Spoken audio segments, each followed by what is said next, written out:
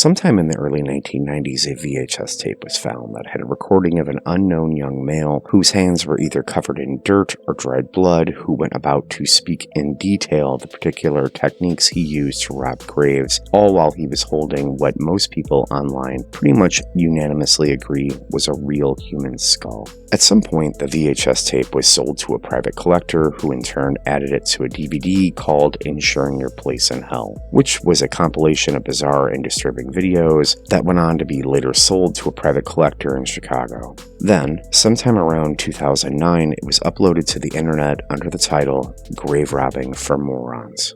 So, I think it goes without being said that the video you're about to watch is pretty dark. But if you're interested in dark and mysterious topics just like I am, then this is most certainly the video for you.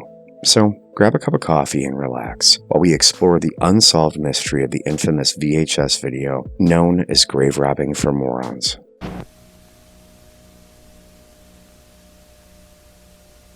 On this big, alright, if it's a male, you might have lines like that from the baldness. Okay? Now, so what you do is you grab it around here. You grab it here and peel it back like that. Okay? Peel it back. Alright, and it'll pull off. It'll make a disgusting sound. So let's say it's someone important, right? Alright, so you take a sample of the that mustache, right? Okay, so you to make sure that it's authentic. Or you take the dentures and you make sure they're with them, so that way the person knows who this person is. All right, because sometimes you go and you risk your ass looking for somebody, all right, and somebody might be paying some serious money for it. So you have to make sure it's the real thing, okay, and you have to make sure it's the real thing. So you have to bring some kind of proof that it's the real thing. So you bring a piece of hair, preferably from the longest part, and so let's say they have a mustache, you bring that definitely. All right, this person had a mustache when they died, then you bring it. It's usually around here. All right, sometimes you might find it around the jaw. It might be left there. Okay, so when you bring out the jaw, so I'll show you later. I'm in the real coffin itself. It's hard to find, okay, and it's very so you can lose it real fast. All right, so when you find it, okay, the jaw is usually like that.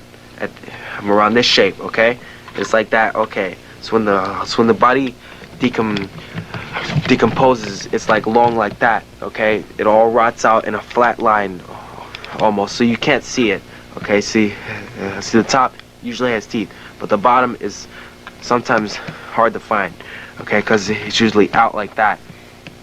Now when you first find it, you might have to do some fixtures, okay, and put a spring on the sides, so that way it'll open it up, all right, and shut for show. It's very okay, but after a while you take some screws and everything, you make a hole here and in the jaw, you put the spring, and then it's fine. It's just like that. All right, it's open and closed. All right, so what you do, so when you first open them up, all right, do not grab it here. All right, don't grab it by the teeth like that. All right, you grab it by the eyes or the nose. You pull it out. Put your finger all the way in. There is nothing there that will hurt you at all. All right, you have to make sure of that. There's nothing that can hurt you. Do not be afraid. Pull it out like that. Do not pull it by the teeth, or else it'll break out like that, and you will have holes. So it's like a waste of time. Okay, so you grab it like that and pull it forward, or so you'll have the backbone like this, all right, and you'll have ribs. Now the shirt usually turns hard, all right, so you have to break off the shirt and you have to rip it back. Now, so let's start at the top. The young man with a speech impediment is holding a skull, which I mentioned earlier is almost certainly real. The level of detail that is apparent with the skull is almost impossible to recreate, let alone to have been recreated back in the 1990s, which is when this tape seems to have been created. The skull is covered in dirt and bits of flesh that are still attached to it. It's fitted with screws in the jawline that were meant to attach to dentures. It shows signs of something known as Eagle syndrome, which is apparently a condition that happens after a throat injury. And it's almost certainly real. So, what can we figure out about who this young man is and where this was filmed? Let's watch a bit more and see what clues there are to uncover. Okay, so try and keep the real teeth in, right? The roots will pop out very, very, very easy. Okay, see, as you can see, the bone is very thin, so that's why these popped out very, very easily. I can almost pop them in, but I can't pop them in quite right. Why? Because the gum was about this far, so that's why you can't push them all the way in, because that's how far it went when they were alive. Okay, now see, as you can see, these are the nostrils. Okay, for this you're gonna have to take something, push it in, wrap around thin cloth or something, push it in so that we could get that real clean on the inside. See, on the inside, if you don't want to make a cut around here, so you have to take something real thin and push it around, make sure it's all clean. All right, see, so remember you have a very small hole. All right, so you make a cut around here, so you can make sure that the inside is all clean. But I mean, it won't look that nice afterwards. As a matter of fact, it won't look that good at all. Okay, so what you do is you try and make the best. Put your finger in there if you have to and get it as clean as possible. Alright, so that way you don't have to make a cut, and you know, it's much better. If you want to afterwards, you could set it down, put a black candle on the top and let it bleed down. Let the candle wax fall and it looks nice. Okay, so what you do, if you want, you can try diluted bleach on it. Okay, you dip it in there for a few seconds. Alright, so wash it off. Alright, then afterwards you dip it back in, wash it off. Make sure the bone does not get that soft with water, or else after a while this will be very fragile, right? And if you say you topple it over, it will break on you. So what you do is try and dilute the bleach as much as possible. Okay, let's start at the top. We know that this was filmed sometime after 1987 because there is a VHS copy of the 1987 version of Evil Dead 2 in the room with him. The man in question looks very young, he's possibly a teenager, and most people online seem to think that he has a New York accent. Some people online have even gone as far as claiming that his accent is specific to Long Island, and while I have no idea how accurate that is, numerous people here online have sworn by it. Which in context is more than a bit ironic given that in the early 1990s, the Long Island area did in fact have a very serious problem with someone desecrating graves and possibly stealing human remains. But anyway, let's continue. Do not paint it at all. Do not paint this at all, because it will ruin the whole thing, because it is hell to get the paint in here and get it right, because you want to see the cracks like this. There's a crack, so you want to see everything so that way it looks real. Okay, you want to see every little crack around the sides, right? You want to know that it's real, okay? So that way you know it's authentic and it looks nice like that. It looks much better when it's real, okay? If it's fake, see, if it's fake, you will know when it's fake, okay? See, around the nose, it's never perfect. Right, everybody has their own different thing. Around here, it's always somehow cracked in a way. Okay, around here you will see cracks. If you don't see cracks around here, not cracks out, just cracks around here. See, after it's washed, then you know it's fake. Okay, you should see some around here, cracks that can peel out like this. All right, like that. It's like flaky. That way you know it's real. Okay. Around the sides you will see every little detail on a real skull, but there is no way you can actually duplicate that in real life. There is no actual way you can really do it. All right, because you have holes going in through here and going out to the back. Okay, all this. So remember, this is all flesh-like. Okay, see this like that. That's hair. All right, that's hair left over. This is the hair afterwards. This person had very short hair, as you can see, it's like flaky. It flakes off real fast. This right here is my blood, so don't fake that, you know, for blood of the person, all right, because they have no blood, all right. This is their blood. It's nothing. It's just brownish. It's already decayed. Okay, this one is from a very long time ago. Okay, if you find something more new, you can expect more redishness. Okay, this one will end up a little brown. Okay, because it's very old. It looks beautiful. Everything, you can put it anywhere. So you put it on the wall, find a way to fix this on, it'll look great. And if you also get the leg bones, it'll look even better like this.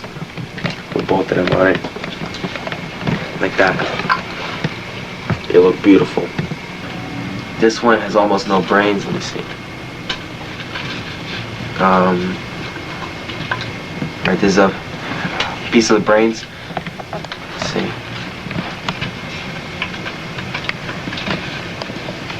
Right, there's another piece of the brains. If I had something wet here, I would wet them up and let you see how the brains look afterwards. Okay. If you find something more new, you might find it in a chunk. Right, and if you shake it, it won't sound crisp like this. Alright, sounds very crisp. Now some of them might sound a little more fleshy like, alright, it won't be fleshy, but it'll be soft. Alright, and once you wet them, they're gonna turn into brains. And they're gonna be very soft. So you have to watch out for the drain in your sink, because it might get caught in there. Alright, so what you do is you shake it out in the toilet, or you shake it out in a bucket, because it will get caught. It's best if you wash it in a bucket. It's that way afterwards you can see what's solid and everything. You can put everything in the toilet, and that way nothing will get caught. At one point in the video, the unknown male claims that he's actually going to rob the grave of Harry Houdini, which is actually located in New York and was in fact vandalized in 1993 in what appeared to have been an attempt to potentially steal his remains. Thankfully, the grave robber was not successful, but I think it goes without being said that this adds quite a bit of validity to what this young man has been claiming in the video. And soon, and our next big hit is Houdini. If you're watching this video, then you'll know who it was. In 1987, a book was written called Say You Love Satan by David St. Clair. That particular book went into great detail about grave robbing, and it mentioned a specific store that was willing to pay $500 for human skulls, which is something that was quoted nearly word for word by the young man in this video. Apparently, this book was really popular amongst the goth community and the punk community in the late 80s and 90s, and it seems very likely that he read it and drew inspiration from it. Okay, so what you do, so you go to like a magic shop where they like skulls and everything for rituals. Okay, so I think you could get around $250 for one of these. If you get a leg bone and it's carved into a necklace or something, you might get around $650 for it. It's really worth it, because a lot of people won't do this. There are quite a few contradictory and sometimes laughably ironic things said by this young man in the video. At some point, he even suggests that he is prepared to kill someone if they caught him in the act, just so he wouldn't leave witnesses, while apparently forgetting the fact that he is doing so while recording himself holding a human skull. However, I think there's a real argument that this young man didn't realize that this video would actually be viewed by the public in the way that we understand it. He's young, he's with his friends, the video actually comes across more like him bragging than it does him trying to be someone who's famous. That, and in the early 1990s, the concept of the internet in the form that all of us understand it was frankly science fiction back then. Or, in other words, when this kid recorded this video, he had no possible way of knowing that millions of people would go on to see what he said on this tape.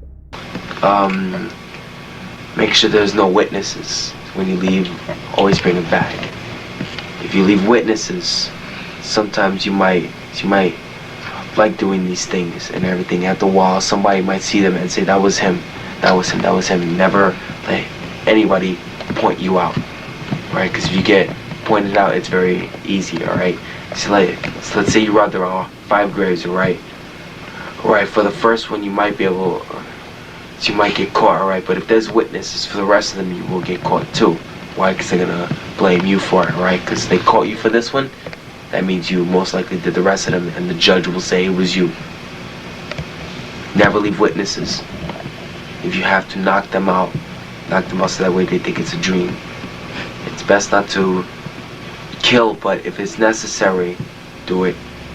So, who is this kid? If the internet is good at anything, it's hunting people down, and yet to this day there has never been a viable person put forth that could be proven to be this young man. And don't get me wrong, the internet's tried like hell, but basically every suspect that the internet's found were either much too old, or they didn't match the timeline or locations that we can glean from this video. Which is exactly why I'm going to spare all of you from a deep dive into the endless list of potential suspects that have been pretty much conclusively ruled out by everyone here on the internet. Which means that somehow this kid, who blatantly showed his face on video, who has a noticeable stutter and lived in a known area during a known time frame, has somehow managed to evade hundreds of thousands of people online who have been obsessively trying to hunt him down. To this day, no one has ever come forward and claimed to know who this person is. No one has ever been arrested or accurately matched his description. Every lead's ended up as a dead end, and every new clue has ended up with nothing. It's almost like this person is a ghost. And rather ironically, that's exactly why I think people are having such a difficult time finding out who he is. Because if you consider that the internet may have been looking in the wrong places, poring over Facebook profiles and police reports that mention grave robbing, it's easy to miss the much more obvious answer, which is that, at least to me, the most likely way of finding out who this person is